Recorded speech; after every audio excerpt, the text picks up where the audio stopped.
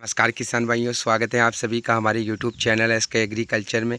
किसान भाइयों, आज की इस वीडियो में बात करने वाले हैं कि अगर सोयाबीन की ज़्यादा पैदावार आपको निकालनी है तो जब आपके सोयाबीन की फसल फूल वाली अवस्था पर आती है उस टाइम पर आपको कौन से वो 3 महत्वपूर्ण काम है जो करने हैं, समय पर करने हैं, जिससे कि आपको इससे बेनिफिट मिलेगा अपनी सोयाबीन की फसल में। इस वीडियो को ना शुरू से लेकर आखिर तक कंटिन्यू देखना। वीडियो पसंद आए तो लाइक करके ज़्यादा से ज़्यादा किसान भाइयों तक शेयर करना। अगर आप हमारे चैनल पर नए हो तो सब्सक्राइब करके बेल आइकन को भी दबाना, ताकि आगे भी आपको खेती से संबंधित तमाम प्रकार की वीडियो देखने को मिलती रहे। किसान भाइयों, इस वीडियो में 3 ऐसी प्रमुख बातें बताने वाला हूं जिनको अगर आप ध्यान में रखते हो, समय पर उन काम को करते हो, फॉलो करते हो उन ट्रिक को, तो आपके जो सोयाबीन का जो फसल है ना वो अच्छा उत्पादन आपको देकर जाएगी। तो शुरू करते हैं इस वीडियो को। सबसे जो पहली बात है वो आपको ध्यान में रखनी है कि जब भी लगातार बारिश होती है ना किसान भाइयों, तो ऐसे में फसल पर किसी भी प्रकार की कोई थ्रिप्स कीट नहीं लगते हैं, कोई इल्ली वगैरह नहीं लगती है, क्योंकि तेज़ बारिश में और ज़्यादा बारिश में इनका प्रकोप नहीं होता है।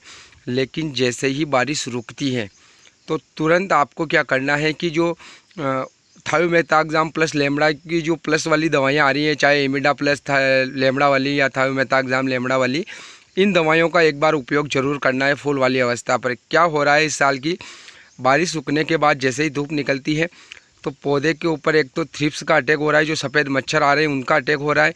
इसके अलावा हरी इल्ली भी लग रही है शुरुआत वाली। तो आपको जिस दवा का उपयोग करना है वो थायोमेथाक्साम प्लस लेमड़ा वाली का करना है, ताकि इल्ली भी ख़त्म होगी और ये जो कीट वगैरह ये भी ख़त्म हो जाएंगे। तो पहला बात तो आपको ध्यान में ये रखनी है।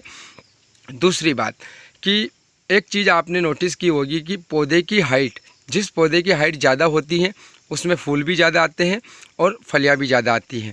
तो कई बार क्या होता है किसान भाइयों के खेतों में कि उनकी जो फसल होती है ना वो उतनी अच्छी हाइट नहीं ले पाती है। कुछ न कुछ वजह रहती है, या तो बिल्कुल बारिश रुक जाती है तो भी पौधा ख़राब होने लगता है और ग्रोथ नहीं होती है, या अधिक बारिश की वजह से अगर खेत में गलत लग जाए तो भी पौधे की ग्रोथ डाउन हो जाती है, या फिर अन्य किसी वजह से खेत में पोषक तत्वों की कमी की वजह से या किसी भी वजह से अगर पौधे की ग्रोथ नहीं हो रही है तो या तो आप जो है 1 महीने की फसल से पहले NPK का 19-19 उपयोग में लाएं 1 किलो 1 एकड़ के लिए, या फिर आप जो है लगभग 15 से 20 किलो 30 किलो के हिसाब से प्रति एकड़ यूरिया का उपयोग करें बारिश आते समय। तो इससे क्या होगा कि फसल को एक तरीके से एक्स्ट्रा नाइट्रोजन मिलेगी। वैसे तो सोयाबीन को नाइट्रोजन देने की आवश्यकता नहीं होती है, लेकिन जहाँ पर ग्रोथ नहीं हो रही है वहाँ पर आप थोड़ा बहुत यूरिया डालकर अपनी फसल को एक्स्ट्रा नाइट्रोजन देकर जो है पौधे की ग्रोथ बढ़ा सकते हो, क्योंकि पौधा जितनी हाइट लेगा, जितनी ग्रोथ रहेगी, फिर उसमें फूल भी ज़्यादा आएंगे और फलियाँ भी ज़्यादा आएगी।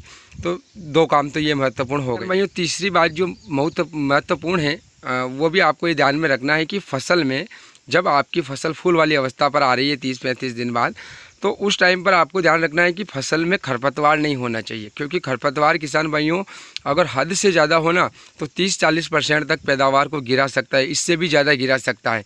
तो आपको ये बात का ध्यान रखना है कि अगर आपने खरपतवार नाशी दवाई डाल दी, आधा काम किया आधा नहीं किया, तो आप दोबारा भी ना डालें।